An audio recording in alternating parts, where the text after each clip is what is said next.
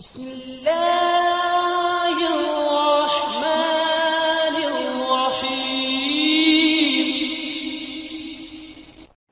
ज्यादा वक्त नहीं लूंगा, जल्दी से समेट के अपने असल टॉपिक की तरफ आऊंगा इंशाल्लाह। ये जो कुदरती चीजें हैं ये इंसान की सेहत को नुकसान नहीं देती। चिकनाई जो है ना, चिकनाई वो हमारी बॉडी के लिए जरूरी है, लेकिन वो चिकनाई जो कुदरत ने पैदा की और उसमें इंसान ने तसर्रुफ नहीं किया। कितनी जरूरी है चर्बी हमारे जिस्म के लिए। जो चर्बी आजकल गोश्त कटवाते हैं तो उसमें चर्बी बिल्कुल अलग कर देते हैं, क्योंकि एक प्रोपेगेंडा है, नहीं नहीं नहीं चर्बी नहीं खाना, कोलेस्ट्रॉल बढ़ जाएगा, नहीं नहीं नहीं फैट पैदा हो जाएगा, ये हो जाएगा, वो हो जाएगा। भाई गोश्त में अल्लाह ने, जानवर में गोश्त के साथ चर्बी भी लगाई हुई है, उसका कोई मकसद है, वो बिला वजह नहीं है। वो चर्बी वहां से बिल्कुल हटा देते हैं और अलग से डब्बे का ऑयल लाके उसमें गोश्त डाल के, अरे भाई मैं पागल हो गया हूं क्या? या तो मुझे लोग कहते हैं सारी दुनिया बेवकूफ है। भाई सारी दुनिया कौन सा रिसर्च करके चीजें खा रही है? बस खा ही रही है ना। कंपनियों ने जो दे दिया खा लिया, मुद्दजिल्लु ला लिया, जो मिला खा लिया। हम लोग एडवर्टाइजमेंट पे जा रहे हैं, चीजों की चमक पे जाते हैं, जायकों पे जाते हैं। चर्बी में एक अजीब सी थोड़ी सी हीक महसूस होती है। कुकिंग ऑयल ऐसे चमकते हुए शीशे की तरह, क्या साफ प्योर ऑयल है, लोग इसको देखते हैं। तो हम क्या हमाकत करते हैं गोश्त खरीदते हुए। जो रवाज या जो चिकनाई कुदरत ने गोश्त के साथ पैदा की है ताकि गोश्त इसमें पके, उसको आपने काट के अलग कर दिया और फिर कुदरती चिकनाई से जान छुड़ाई और गोश्त को कुकिंग ऑयल में आपने पका के बेड़ा गर्क कर दिया। अल्लाह भी कहता होगा कि नालायक, जो ऑयल मैंने तेरे लिए पैदा किया वो तो तूने हटा के अलग कर दिया, और जो कंपनियां पैदा कर रही हैं उस पे तो ईमान ला रहा है। शिर्क नहीं है ये, लेकिन एक किस्म का इसमें शिर्क का शायबा जरूर आता है कि जो कुदरत पैदा कर रही है उससे उस पे ईमान नहीं है। जो डब्बे पैदा कर रहे हैं और कंपनियां पैदा कर रही हैं उस पे यकीन है। मेरा किसी गांव देहात जाना हुआ 20-22 साल की, जो मैं अपने किस्से सुनाता हूँ, अल्लाह की कसम शो मारना मकसद नहीं होता। लोग कहते हैं अपने किस्से लेके, तजर्बा शेयर करना चाहिए ना अपना, लोगों के फायदा पहुंचाने के लिए। तकरीबन 20-22 साल की उम्र तक मेरा मैदा बिल्कुल भी सही काम नहीं करता था। बहुत सख्त बीमार हो गया था मैं मैदे, यानी एक बचपन में बीमारी हुई थी मैदे की।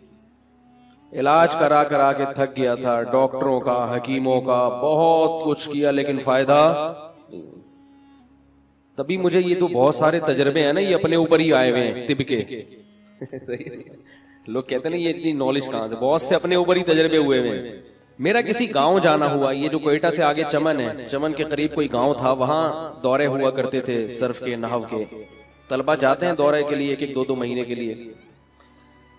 तो मैं 2 महीने वहां रहा। उस गांव में एक प्रॉब्लम ये थी, जो बड़ी अच्छी प्रॉब्लम थी, अल्लाह करे सब जगह ये प्रॉब्लम हो, कि वहां कोई मसनूई चीज नहीं थी, यानी दुकानें नहीं थी, दूर दूर बाजार थे। तो लोग जो आर्टिफिशियल चीजें हैं, इंसानी हाथ की बनी हुई, उन चीजों का इस्तेमाल जानते ही नहीं थे। हत्ता कि फार्मी मुर्गी भी नहीं देखी, यानी अब तो शायद हो गया होगा, सब जगह ही हो गया, उस वक्त फार्मी मुर्गी भी नहीं कटती थी वहां।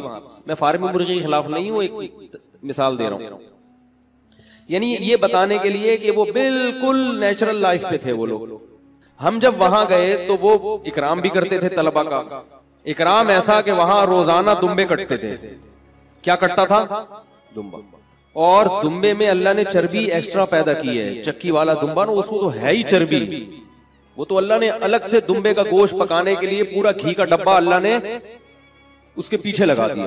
वो इसलिए नहीं लगाया कि काट के फेंक दें उसको, वो सारी जिंदगी वो दुम्बा अपना बोझ उठा के घूमता है ताकि मैं जब कटूं तो ये इंसान के पेट की जीनत बने। और हम उसे उठा के क्या करते हैं? नहीं नहीं नहीं नहीं, इसको नहीं खाना। तो वो दुम्बे की जो चर्बी थी, उसी चर्बी में वो गोश्त पकाते थे। मुझे बड़ा अफसोस हुआ पहले दिन। मैंने कहा यार, हमें तो वो तेल हजम नहीं होता और ये हमें दुम्बे की चर्बियों में गोश्त पका के जो शोरबा होता था ना, सालन, वो चर्बी ही पिघली हुई होती थी। अल्लाह की कुदरत, हमने जब खाना शुरू किया तो हमारा पेट एकदम सेट हो गया।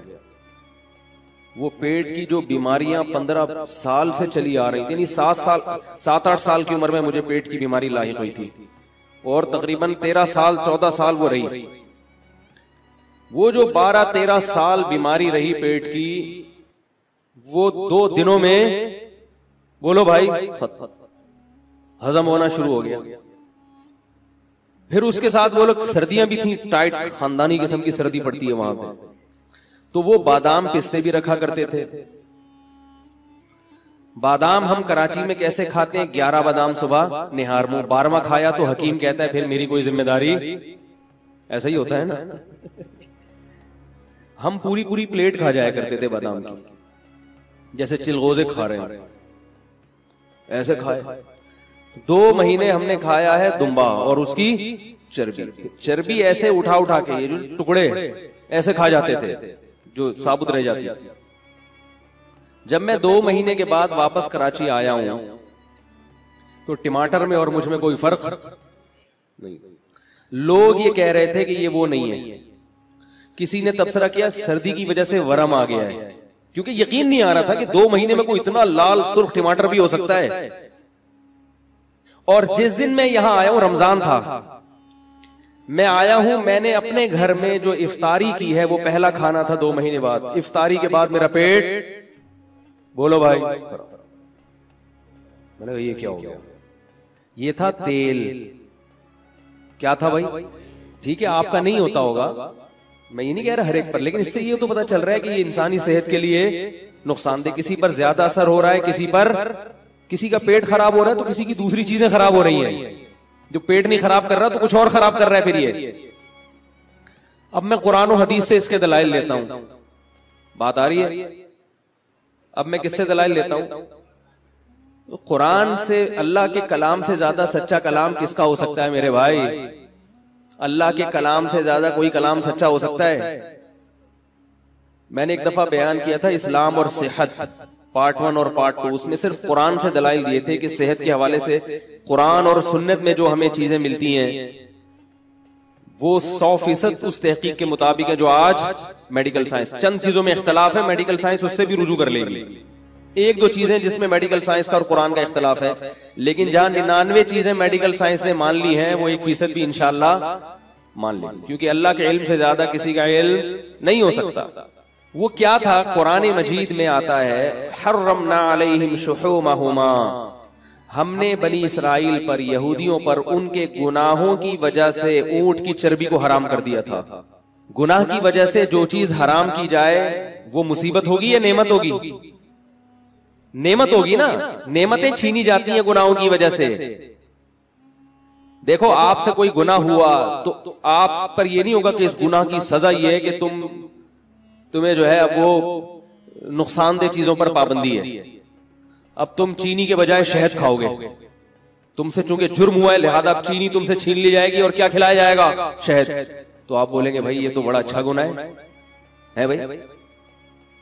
हाँ ये हो कि आपसे कोई गुनाह हुआ, अल्लाह ने शहद की नेमत छीन ली और चीनी पे लगा दिया, ये समझ में आता है।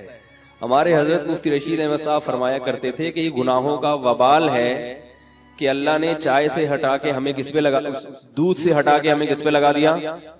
चाय पे। दूध और लस्सी से हटा के कहां लग गए हम लोग? चाय पे। तो अल्लाह फरमाते हैं बनी इसराइल से ऐसे बड़े बड़े जराइम हुए थे यहूदियों से कि हमने ऊंट की चर्बी उन पर हराम कर दी। इससे पता चला है कि ये बड़ी नेमत की चीज थी ऊंट की चर्बी, जो अल्लाह ने गुनाहों की वजह से बनी इसराइल पर हराम कर दी। गोश्त हराम नहीं किया, क्या हराम कर दी? इसका ये मतलब नहीं कि गोश्त तो असल है, वो चर्बी तो उसमें तड़का लगाने के लिए। अब ऐसा ना हो कि आप गोश्त में चर्बी पका के खाना शुरू कर दें फजाइल सुन के। गोश्त असल है, उसमें तड़का किसका लगेगा? चर्बी का, क्योंकि अल्लाह ने गोश्त ज्यादा पैदा किया और चर्बी थोड़ी पैदा की, ये बताने के लिए कि इसके साथ मिली हुई है। तो देखो अल्लाह ताला ने यहूदियों पे चर्बी को हराम किया, ऊंट की चर्बी, कि ये इतनी नफीस नेमत तुम्हें खाने की इजाजत नहीं है। गाय की चर्बी भी और भी।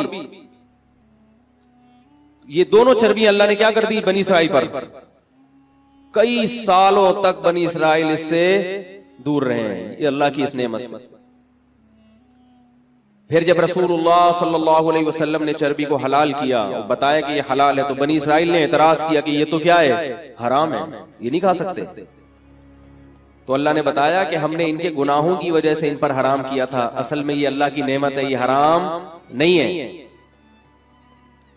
तो इससे पता चलता है मेरे भाई कि कुदरती चीजों का कोई ऑल्टरनेट नहीं है। अपने बच्चों को माजरत के साथ चर्बी खिलाया करें, ऐसे नहीं खाते तो चर्बी वाला गोश्त को चर्बी में पका के, ये ऑयल से जान छुड़ाएं, पका के खिलाएं। समझ रहे, कुछ दिनों में आदी हो जाएंगे, उनको फिर मजा आएगा, फिर इसके अलावा कुछ खाएंगे भी नहीं वो। देसी घी खिला दिया करें। अलबत्ता एक बात है कि ये ताकतवर खुराकें खा के अगर किसी को नुकसान हो रहा है तो इसमें इस खुराक का कसूर नहीं है। वजह उसकी ये है कि वो इतनी पावरफुल चीजें खा रहा है और उस एनर्जी को यूटिलाइज नहीं कर रहा। ऐसी सूरत में तो शहद भी खाओगे तो नुकसान देगा। भाई ये जो कुकिंग ऑयल है ना, ये खा के कुछ भी नहीं करो, वर्जिश करो नहीं करो तो भी नुकसान है। ये चीजें ही नुकसानदेह हैं। लेकिन बात चीजें नुकसान देनी होती, इंसान का लाइफ स्टाइल नुकसान का सबब बना देता है। अगर आप शहद खाओ और उस एनर्जी को भी यूटिलाइज नहीं करो तो शहद भी नुकसान देगा।